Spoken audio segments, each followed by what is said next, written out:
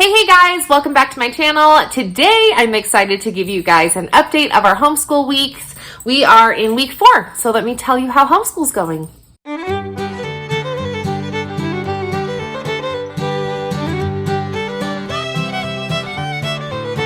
So if you are new and have stumbled on this video, first of all, welcome. This is my 4th season of doing our homeschool life and just kind of doing frequent updates as to how homeschool is going on our side of the mountain. And so today I'm going to be giving you weeks 2, 3, and 4 of kind of how things are going. This is a unique year for us because we are traveling. We had our first week and a half in our old house, and then we closed on the sale of that house and have been very nomadic since then. We are stationary for the next 2 weeks here, and so it feels good to be a little stationary because I feel like I can unpack our homeschool box and kind of get into more of a rhythm. So that feels really good. So anyway, let me kind of jump into how the curriculum is going. I'll cover my 3rd grader first, then my 5-year-old, and then I will talk about my preschooler. Check the description box below for any links to the curriculum that I'm going to discuss, as well as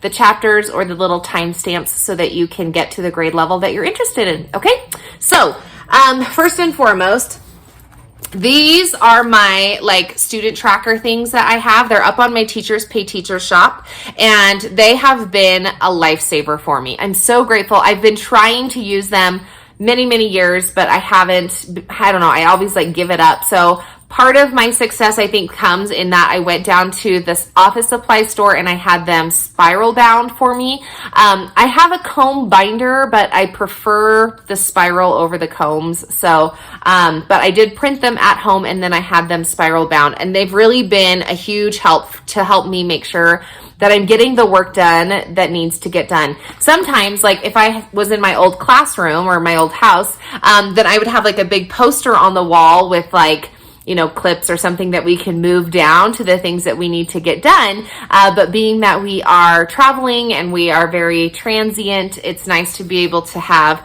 this. Plus we're doing more of a minimalist homeschool. So anyway, this has been nice. My ultimate goal is so that my oldest will check off his own boxes and kind of have his own to-do list. I know he likes to-do lists. He's just not interested in, school to-do lists. Anyway, these have been a huge help. My son's is rainbow, and then my daughter's is this coral-ish. But anyway, so that's been a huge help. So I'm going to go down these lists just to help me make sure that I'm getting all of this stuff talked about. So number 1 is our devotionals. Oh, I'm loving them. Just like I was loving them in the first week. We are doing Word of Life Ministries and just kind of going through the weeks. So even though we don't complete all 5 days, we still keep up with the weeks. So anyway, that's just to say that don't be married to your curriculum. Don't feel like you have to do every single activity of every single day. It's been so wonderful. The other thing that we're doing is Wisdom Kids, and we do that 2 times a week. And it's more of just a discussion, and it's just been so good. I love it so much. We just got my oldest his own scriptures. So having the Word of Life Ministries break it down into these tiny little chunks of scripture that really just tell the story and then relate it to our lives now. It's just been so just bite-sized for him, and it's been really fun to watch him kind of highlight his scriptures and understand the stories, and it's been such a blessing. So I highly recommend them. Check out my curriculum videos so that you can get the links to all of those things. Okay, let's talk about science and history. This is BJU Press. We are doing them at the same time, and surprisingly, my son likes history more than he likes science. You may remember in my last video, I was hesitant about the history teacher. I still don't even know her name, and my feelings are the same. I still don't necessarily love her, but my son loves that class. He always prefers to do history over the science, which I think is so weird to me. But anyway, so that be that as it may, he is learning that. And I don't have anything to say because he kind of just does it on his own, actually. So that's been nice. And then science, I love it. Maybe I love it so much because we haven't done science justice yet, but Mrs. Overly is such a relatable teacher. She just is very engaging on the camera. So really, really good investment. We just finished, he's taking his chapter 1 test, which was on animals, specifically reptiles, amphibians, and fish. And we did a fun science project. Again, I highly recommend that Homeschool Works science kit, I think it is. Anyway, it's just been such an awesome thing. Everything that you need for the science projects are there, so it's not intimidating at all. When the science project says have 2 thermometers, you have 2 thermometers. When it says to use watering cups, they have the watering cups. Like, it was just so great. So I'm hoping that in doing that little, it was like a lizard, you put one in the shade and one in the sun. I'm hoping that by doing that activity, it'll kind of open his mind a little bit to science, that science is fun and exciting and we learn about things and kind of discover some things. So I think that as we are on the road too, as we begin our road trip here in the next 2 weeks, that we'll have more opportunity to talk about science, and especially as we're in nature and we're going to a couple of science museums and all that kind of good stuff. So science and history is going well. Math is fine. I feel like I expected this. So we've been doing Horizons Math. This is our 4th year doing it. We did it kindergarten, 1st grade, 2nd grade. So now we're into 3rd grade. And I expected it because it is going to, I don't know, it's just 3rd grade math, right? So I don't know how long. I'm hoping that we can just work it out, but for sure next year I'm going to have to do something different because I feel like there are too many problems. Every single lesson we scale way down. They will have 20 multiplication problems, and yes, they are just times 0, times 1, times 2, times 3, and my son should be able to do them quickly. I have found that when he sees that many, he immediately shuts down.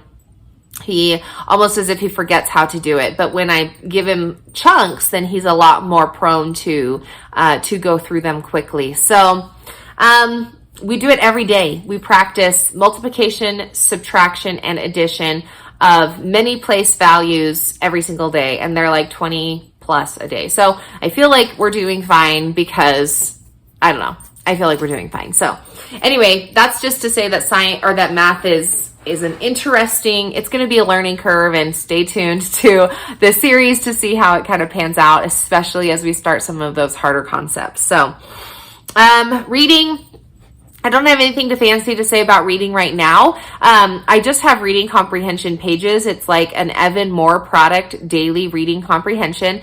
And he just does 1 page every day. We were starting every day, but now we've scaled it back to, then we were doing 3 times a week. Now we're doing it 2 times a week. Mostly because we were so transient. I didn't feel like our school day really had time for it. I didn't want to spend a ton of time doing a school because we were just kind of adventuring and with cousins and everything. So we're now doing it only 2 times a week. And I love it that it's bite-sized. I love it that it's repetitive and that it's practice, and that some of them are informational text. Some of them are fiction. Some of them are, anyway, it's just really good. So I highly recommend it. That's an Evan Moore reading comprehension product. In a couple of weeks, we're going to be starting Peter Pan, and then I have a lap book that we're going to do with Peter Pan, so that'll be good. We are also doing Fix It Grammar, and I love it. I don't have anything. It's a very, very short thing. Sometimes it's so short, I wonder if it's accomplishing what it needs to, but we talk about nouns and articles. We've talked about indenting paragraphs and homophones. And then every day we have a vocabulary word that goes with it. So it's very, very short. And then he just writes it. So I think it's good.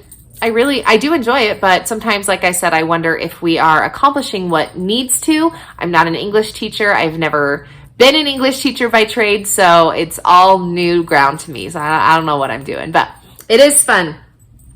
We are also doing spelling. I got level 1. What is it? A reason for spelling, I think, or whatever it is. And that might not be the one that I got, but all about spelling, I think I got. Anyway, whatever it is, we're on step 15, and I have felt that he is past it because they are all very distinct sounds that we're practicing. Each letter makes its sound. So he can spell words like that as long as each letter makes its sound. But as soon as there's a letter that's silent, like at the end of a word, when you have like ed, like I cleaned, I can't think of a word, he doesn't put ed. So if he can't hear the sound, he doesn't know those phonics rules. So I find myself at this point almost like throwing up my arms because I'm like, I don't know what to do to help him, but he needs help desperately. So I've tried the memorization route, and I feel like about this time of the school year, we give that up. Now we're trying the phonics route, and it's very teacher heavy, which is not my forte when it comes to spelling. So anyway, we're still working with it. We're still trying it, but there is a little bit of, it's not as smooth as I wanted it to be. So there is that. We are also looping this year. Check out my looping video. You can see that. I'll put it here in the eye in the sky of how we loop. But I have several subjects that we go through, and it's not necessarily that we loop it every day. These are just things that I want to hit at least one time during the week. I try to loop something in once or twice a week. So we have done typing is one of our loops. My kids love their typing program. It's like Mickey's typing adventure or something. And so they do that almost as a reward for finishing their work. They love that. We're also doing art. This is an Evan Moore product, Teach Your Children, or Teach Art to Your Children, I think it's called. I've always loved that one.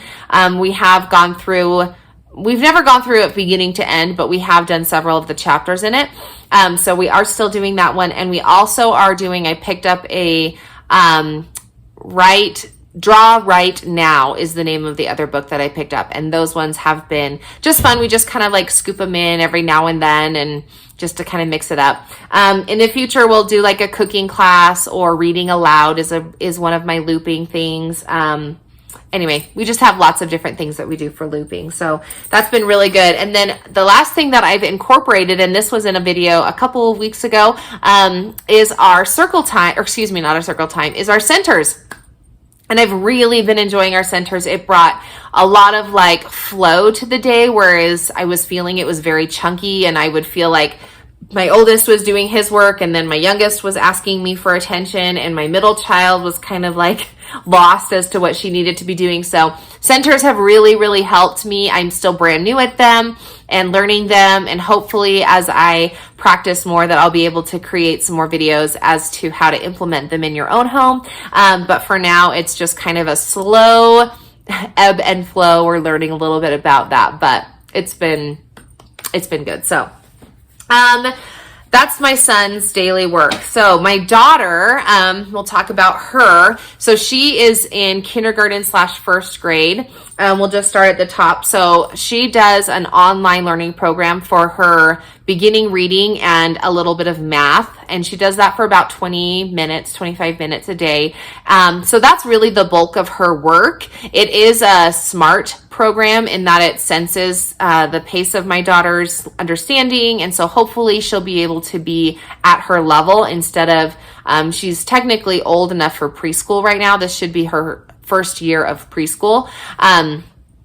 So I think, yeah, it's supposed to be her first year of preschool, but anyway, so if you're new, then there's kind of a long story behind it, but she's about a first grade level.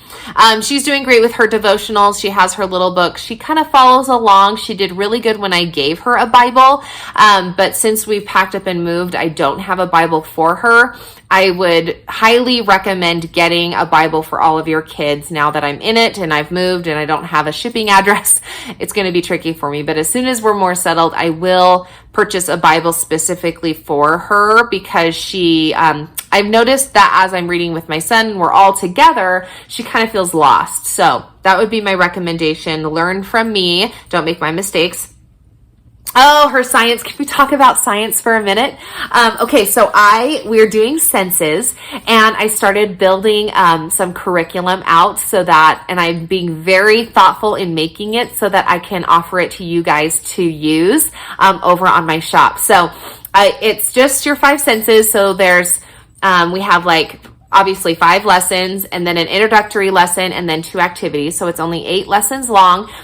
Depending on how many days a week, you could, stretch it out to a month if you wanted to, but typically about 3 weeks for the lesson or for the whole unit. And it's just been so fun. I have books and I have little activities that we do, and then every day your student is going to be adding to this little booklet that they will have. So anyway, no spoilers yet because I'm still working on it, but I'm super excited about it. I've been piloting it with my own daughter these last few weeks, and it's just so fun. I'm so proud of it, and I can't wait to show you guys because you're going to love it too.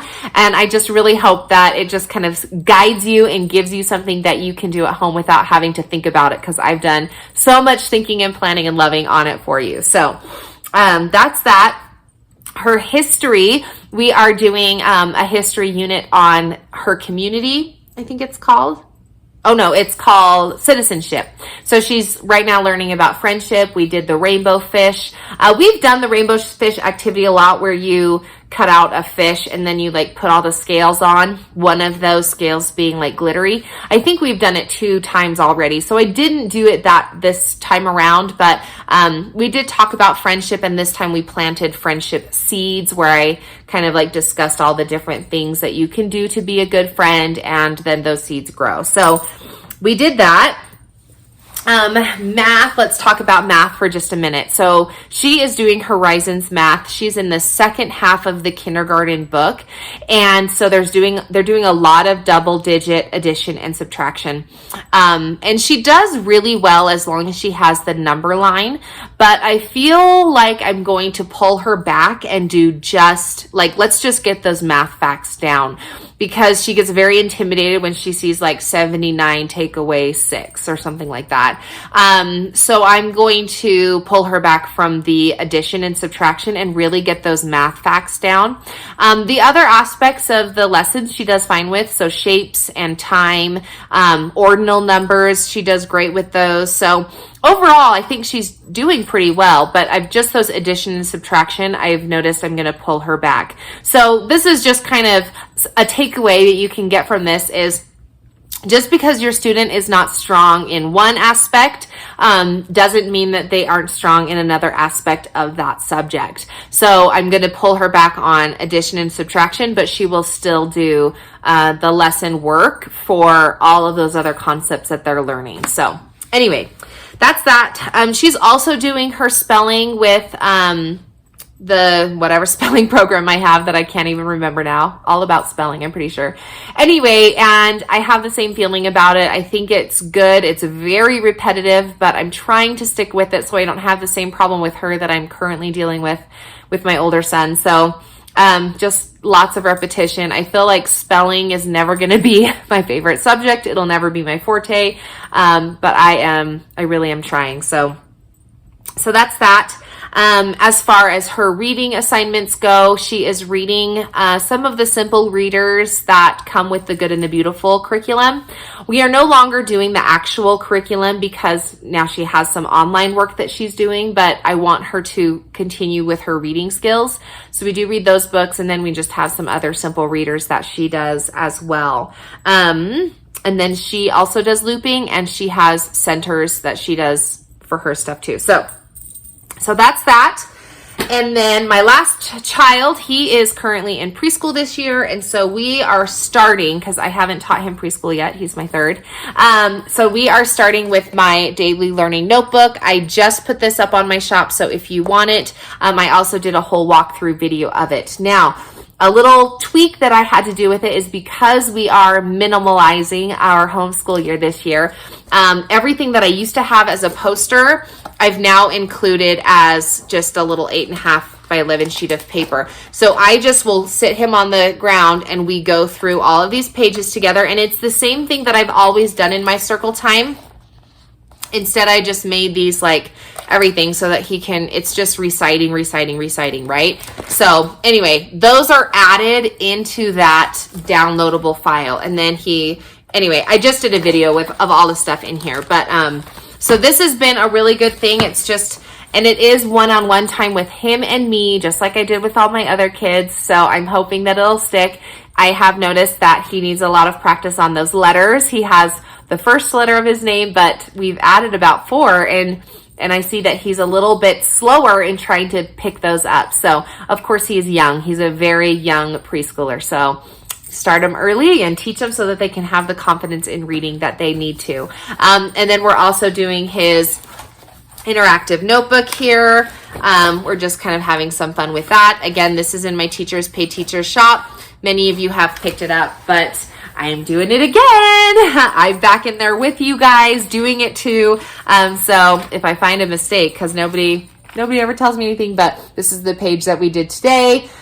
You can see it's another kind of fun thing that when you start to teach your kids, is you can watch their progress. So in the beginning, they're going to just scribble.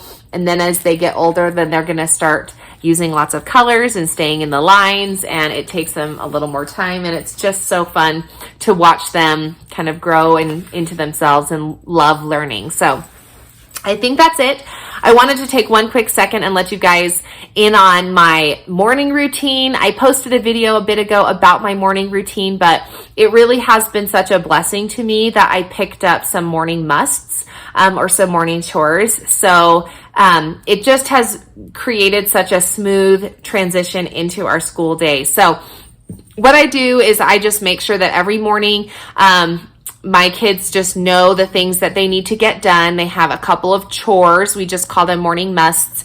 And a lot of them are self-care, but it's helped me to have time to get ready for the school day. And my kids know this is the time that we start school, even though some days they want to finish early because we have like a fun activity that we're going to do or something like that. But anyway, check out that video because I do go into a little more detail. As you can see, my morning routine, it's like a 5-minute video. So you can kind of get a pick into how we start our morning just before we start school. So anyway, thanks so much for watching another video. Thanks for following along in our journey. If you have questions, make sure you leave them in the comment section below. And again, if you are new, welcome. You're invited to subscribe to the channel and follow along as we are going to be homeschooling on the road this year. So anyway, thanks so much, guys, and we'll see you in another one.